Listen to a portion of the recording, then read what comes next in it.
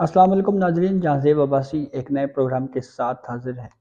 Supreme court of Pakistan میں یہ جو موجودہ عدالتی ہفتہ ہے جو اب شروع ہو رہا ہے، اس میں انتہائی اہم کیسز سماعت کے لیے مقرر کیے گئے ہیں، اور یہ وہ کیسز ہیں جو پاکستان کی جوڈیشل ہسٹری کے لیے بہت اہم کیسز تھے۔ فوجی عدالتوں میں عام شہریوں کا ٹرائل ہو سکتا ہے یا نہیں، 9 مئی کے واقعات کی روشنی میں جو 103 زیر حراست افراد ہیں، ان کے حوالے سے یہ کیس ہے۔ اس پہ انٹرا کورٹ اپیل سماعت کے لیے مقرر کی گئی ہے۔ جسٹس سردار طارق مسعود کی سربراہی میں قائم بینچ اس پر سماعت کرے گا۔ پھر اس کے بعد جسٹس مظاہر علی اکبر نقوی، جن کو مس کنڈکٹ کے الزامات کا سامنا ہے، 9 شکایات ان کے خلاف دائر کی گئی ہیں۔ انہوں نے جو سپریم جوڈیشل کونسل کی پروسیڈنگ ہے، جس میں ایک شو کاز نوٹس اور پھر ایک ریوائزڈ شو کاز نوٹس جو ہے وہ جاری کیا کونسل کی جانب سے، اس کے خلاف انہوں نے سپریم کورٹ میں آئینی درخواستیں دائر کی۔ وہ آئینی درخواستیں سماعت کے لیے مقرر کر دی گئی ہیں۔ یہ بہت اہم کیس ہے۔ اور پھر تیسرا، ذوالفقار علی بھٹو کو جس طرح سے عدالتی قتل کیا گیا پاکستان کی جوڈیشل ہسٹری میں، اس کی ایک بدترین یا ایک بری مثال جو ہے، اس کے طور کے اوپر اس عدالتی فیصلے کو لیا جاتا ہے۔ ہم نے دیکھا کہ ذوالفقار علی بھٹو کیس کا جب بھی سپریم کورٹ میں کہیں حوالہ دیا گیا تو ہمارے سپریم کورٹ کے ججز جو ہیں وہ اس کے اوپر پہلو بدلتے رہے اور بار بار وکلاء کو روکتے رہے کہ یہ بڑی بری عدالتی مثال ہے، آپ اس کو جو ہے وہ بطور عدالتی نظیر پیش نہ کریں ہمارے سامنے۔ لیکن دلچسپ بات یہ بھی ہے کہ 10 یا 11 سال تک یا 12 سال تک یہی سپریم کورٹ آف پاکستان اس سے تو انکار کرتی رہی کہ ذوالفقار علی بھٹو کے قتل کو یا اس کی پھانسی کو برقرار رکھنے کے فیصلے کو ہمارے سامنے آپ بطور مثال پیش نہ کریں، لیکن اس ریفرنس کو بھی سماعت کے لیے مقرر کرنے کی جرت کسی نے نہ کی۔ چیف جسٹس قاضی فائز عیسیٰ آئے اور انہوں نے آ کے اب اس کے اوپر ایک بینچ تشکیل دیا ہے۔ اس بینچ کے اوپر بھی اعتراضات کیے جا رہے ہیں، لیکن اعتراض تو بہرحال اس کی بہت سی اور بھی وجوہات ہیں، اور اس کی ایک وجہ یہ بھی ہے کہ کسی طریقے سے جوڈیشری کے اوپر دباؤ ڈالا جائے۔ سوشل میڈیا کمپین جو ہے وہ کافی اس معاملے پہ عروج پہ ہے۔ تو تھوڑا سا ڈسکس کرتے ہیں ذرا ملٹری کورٹس کے حوالے سے جو کیس سماعت کے لیے مقرر ہوا ہے۔ اس پہ جو اعتراضات آ رہے تھے پہلے چیف جسٹس قاضی فائز عیسیٰ کے اوپر کہ وہ اس بینچ کے ہیڈ کیوں نہیں کر رہے، تو اگر وہ بینچ کے ہیڈ ہوتے تو اس پہ بھی اعتراض ہوتا کہ یہ بینچ کے ہیڈ کیوں بن گئے ہیں، اس بینچ کی سربراہی کیوں کر رہے ہیں۔ حالانکہ جب 9 رکنی بینچ 22 جون کو اس وقت کے چیف جسٹس عمر عطا بندیال نے جب تشکیل دیا تھا، تو اس وقت اوپن کورٹ میں justice Qazi Faez Isa as a senior پیونی جج، انہوں نے اوپن کورٹ میں کہا تھا کہ ملٹری کورٹس کیس جو 21ویں ترمیم کیس ہے اس میں میں اپنا ویو دے چکا ہوں، لیکن اس کے باوجود آج بھی بہرحال یہ اعتراض کیا جا رہا ہے۔ اچھا، پر اب ایک اعتراض اور اٹھایا جا رہا ہے جسٹس سردار طارق مسعود صاحب کے اوپر کہ وہ اپنا اوپینین دے چکے ہیں، اور وہ اس لیے ان کو بینچ ہیڈ نہیں کرنا چاہیے۔ حالانکہ اگر ہم اس کی نوٹ پڑھیں جسٹس سردار طارق مسعود صاحب کا، تو اس پہ تو جو اصل اعتراض وہ کر رہے ہیں وہ درخواست گزاران کا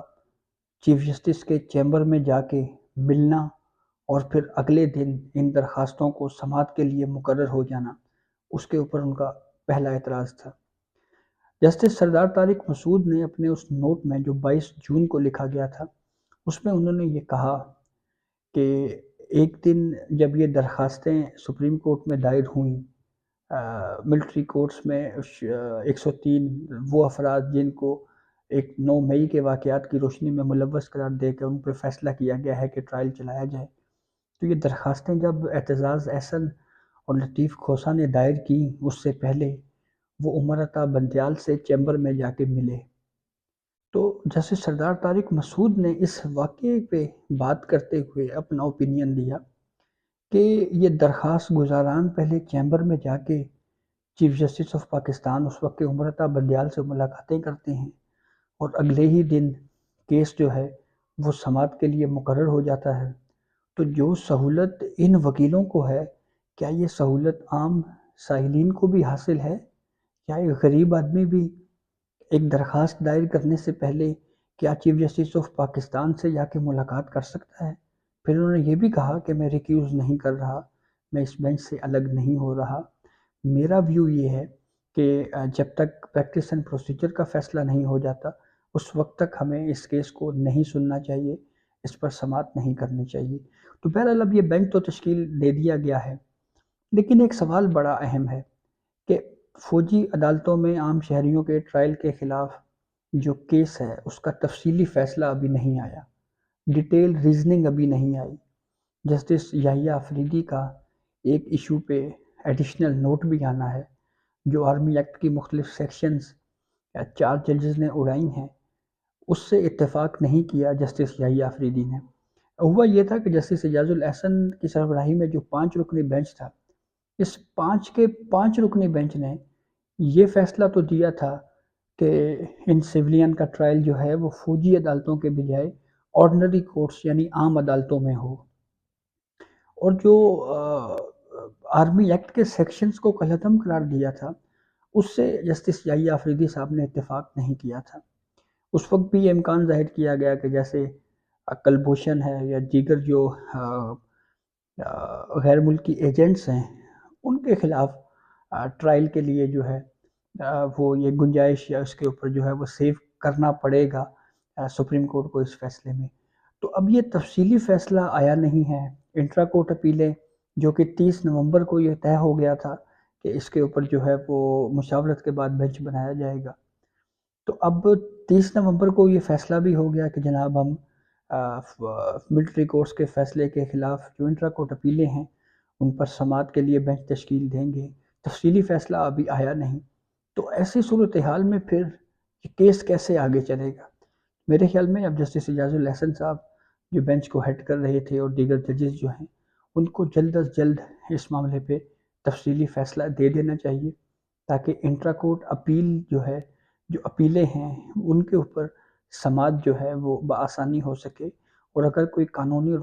نکات رہتے ہیں تو اس کے اوپر بھی عدالت کی معاونت ہو سکے۔ یہ بہت اہم معاملہ ہے۔ دوسری بات جو جسٹس مظاہر علی اکبر نقوی کی ہے، تو ہو سکتا ہے وہ بڑے بینچ کی سپریم کورٹ سے استدعا کریں تو